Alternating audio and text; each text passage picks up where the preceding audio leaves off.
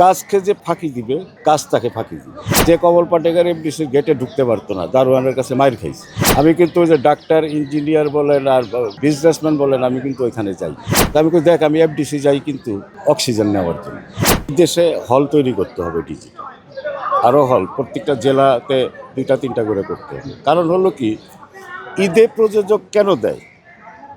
ঈদে দর্শকেরই একটা বেশি থাকে, 3-4 দিন ছুটি থাকে।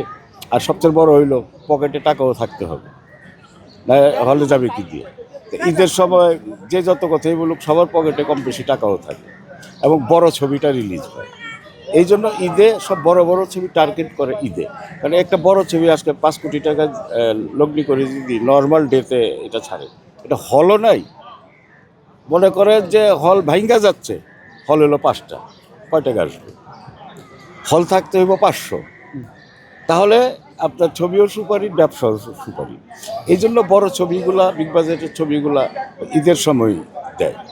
এখন যদি সিনেমা হল বাড়ে এবং নতুন নতুন ছেলেমেয়েরা আসতেছে, ওরাও খারাপ করতেছে না, কিন্তু এই জায়গাটা পরিশ্রম করতে হবে।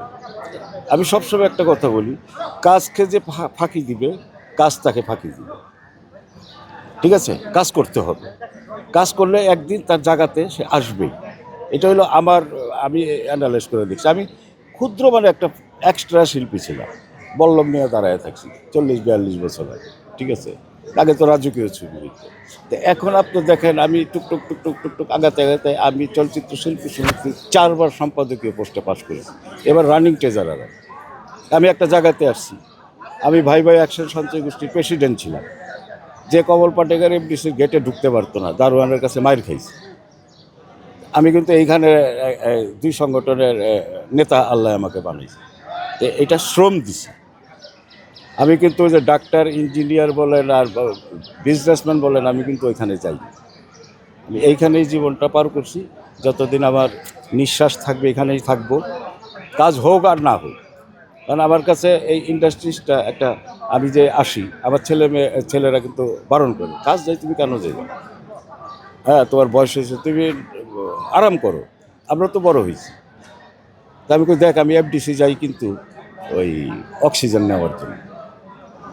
আমি সারাক্ষণ এফডিসি সারাদিন ঘুরলে কিন্তু আমি অক্সিজেন নিয়ে বাড়িতে আমি ফ্রেশ হই। আর বাড়িতে বসে থাকলে আমি আরও অসুস্থ হয়ে যাই।